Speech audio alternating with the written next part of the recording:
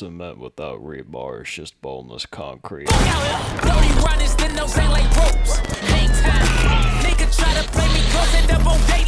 In a city rife with corrupt cops and gang activity, we follow a ragtag crew of mercenaries with tribal tats, yeah, pretty much. They also got this one John named Alex whom they picked off the street and basically made their secretary. This for my sisters who ain't satisfied with secretary. I can't believe they done threw in Save a Hope propaganda in my anime. Could never be me, I need hoes in the first place, nah, I'm saying never meet your heroes. Don't save her, she don't wanna be safe. Man's for show, just wanted some easy. Eli, man, I got that little brown skin B. I mean, you know she got that. Let me not say too much on old girl though, cause you know, without giving away too many spoilers, shorty been through a lot, nah, I'm saying it's a fucked up world out there. But I got $40, what's up though? The titties are so fucking big, it don't make sense, like bro. Back on topic, the individual we gonna be looking at is one Nicholas Brown. He's deaf. Had his ears to the street since the day he shot out his mama's baloney slit. Must have made the mistake of tuning into one Kai Cenat stream. Who in the blue blazes let Uncle Aaron in the studio? This must have been what Wayne meant when he said real G's move in silence. How about you show me a band? Wait, how'd he hear me? Alex even tries to teach herself sign language just for him to straight up tell her to go back to the drawing board. She banging Sessa don't even exist for real. Imagine trying to communicate with a deaf person, they look you dead in the face and call you a bitch. But see, the funny thing about Nick, other than the fact he a little verbally challenged.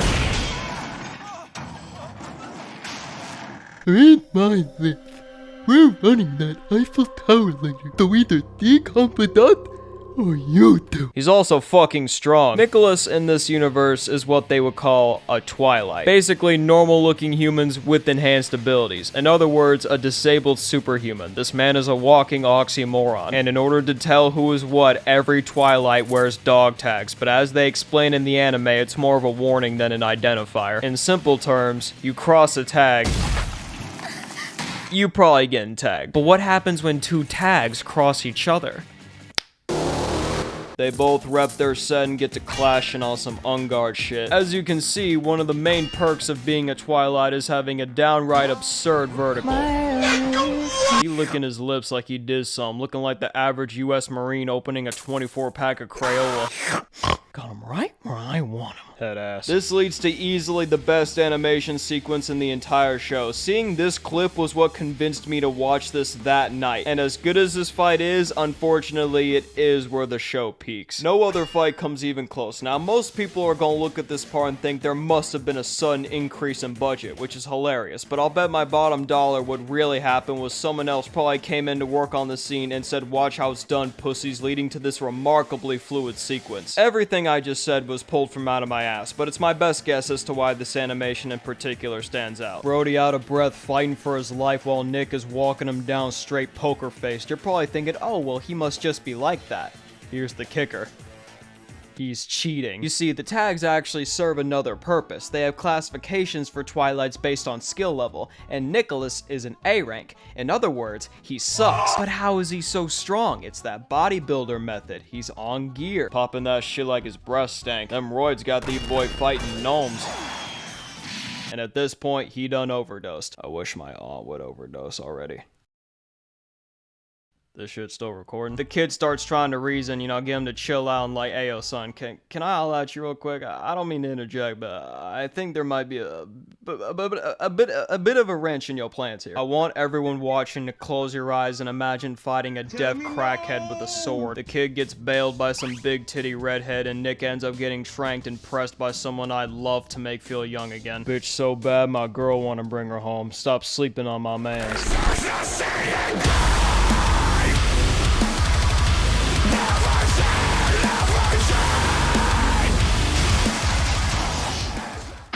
If you've seen this show but haven't read the manga, I floor you to give it a whirl. This series has more cut content than Juice WRLD has posthumous music. Why adapt something if you ain't even gonna try to follow through? That shit was open no. Why are you improvising? Soul Eater Brotherhood when? Throw Bleach in there while you're at it. One Piece fans don't deserve shit. Anyways, if we talking Soul Eater, we could discuss my favorite character, Krona, who looks like if estrogen had a gender. Thailand called, they want they bitch back. My dog is manic manically depressed with the social skills of a homeschooled orphan with Asperger's. Do not bring the hose around. They ain't gonna scare him off. They done had this old trap write a poem that was so goddamn dreadful it even made they zombie teacher contemplate self-checkout. Shorty Mans was such a Debbie Downer he made the undead crave death. That's like death squared. Homie a serial vibe killer. Ever since he was a young buck, his mama would isolate and starve him unless he killed whatever she found outside that day. It's like a how-to for dummies on raising the Antichrist. Homie was so fucked in the brain that when his mama actually decided to show him affection for the first time in his life, he fucking killed that bitch. It's like postpartum in reverse. He said everyone's blood turns black eventually, yeah man. Not only that, his auntie was evil as well. This hitting too close to home. Family full of both snakes and spiders. No wonder he on Luigi timing. Could put an M right on your head, you Luigi brother now. He the type to go to the club and start venting to the strippers. At this point, befriending the school threat is just basic protocol. You gotta ask yourself, what's more important, your survival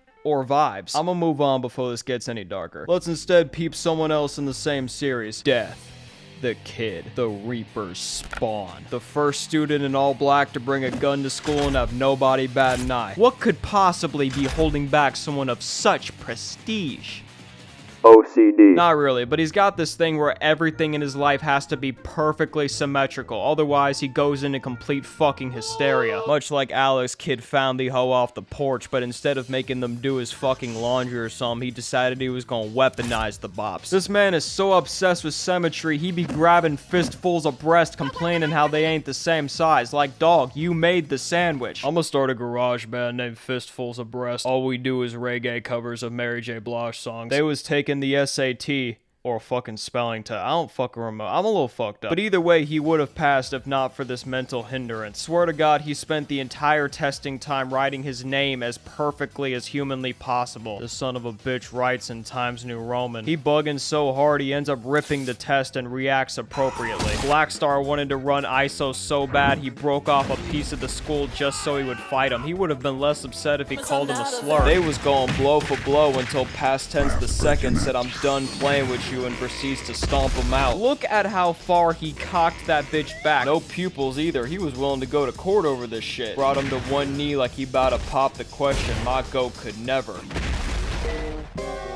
I know what y'all are thinking. If he's so obsessed with symmetry, how come he's only got those lines on one side of his hair? Well, you see, it's only when he reaches his full potential do the lines finally connect.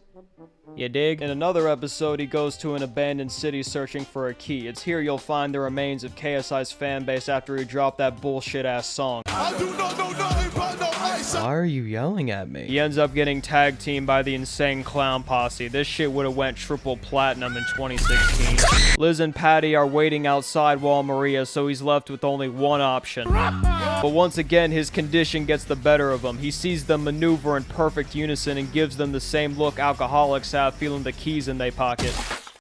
It should have been capiche right then and there, but he somehow gets away after getting DP'd in his cheekbones. Is this symmetrical enough for you? In the end, Liz and Patty pop out and Kid finally makes them bite the bullet in perfect symmetry. I think it's pretty obvious who we gonna focus on. It may seem this character's biggest handicap is lacking a couple limbs, but if you ask me, it's the fact he's 4'11". I'm projecting he actually did get taller as the series went on. I'm a grown-ass man and still about short of hell, and so is this little-ass wee-wee. Short guys making a comeback. They have more character, and they have more dignity and pride, and they're more talented, and they're more aware and more handsome than anybody else. Fun fact, my name is also Edward. I'm also an alchemist. Long story short, their daddy cut ties before they even had their cords cut. Is this my fucking biopic? Granted, my father didn't just leave, but he wasn't tall either. He just hit 6 feet in a different direction. And if that wasn't already a left hook to the taint, they moms passed shortly after. We don't know how she died, but raising 2 bastard children by yourself out in the country with no alimony, I wouldn't be surprised if it was that first grocery bill that did her in. Fuck's sake, we live in an age where eggs are the same price as condoms. Y'all be going through 9 months of straight bitching and craving undiscovered cuisines just to give birth to some grilled cheese champions. Them eggs been scrambled. 1 year cost about same as Mercedes. 4 years cost a white crib and a baby. Them boys plan to resurrect her using alchemy, which in this series is very much a no go-go, leading to a ritual that ends in complete and utter success. I'm frontin', the younger brother gets fucking eviscerated and Edward transfers his soul into a new metal body, literally costing him an arm and a leg. And in order to get their bodies back, they must first locate one of Jonah Hill's kidney stones, and on the way end up uncovering a fake church. Them Argentinians at it again. The pastor done hoodwinked everybody in town into believing he could bring back the dead. Man, that shit crazy. Could you imagine a group of people believing in resurrection? Pish posh. Next you gonna tell me we swore a felon into office. But Full Metal Atheist over here immediately called bullshit. He like, why you got a private jet though? Them mission trips had some budget cuts. I don't think you can just throw them kids half a fucking Crustable and expect them to build their own TGI Fridays. And he like, I got it so I could be closer to God. Like, nah dog, you got it to get away from us troglodytes. We know not what we want. He gets so fed up, he sicks this half lion, half pregnant Kiwi on these godless children. Luckily, Edward keep that iron on him. Not like he really got a choice. And fucking chin-checks Mufasa back to where they mom's at. He then uses the ring to manifest a goddamn M134, causing them to vacate the premises and...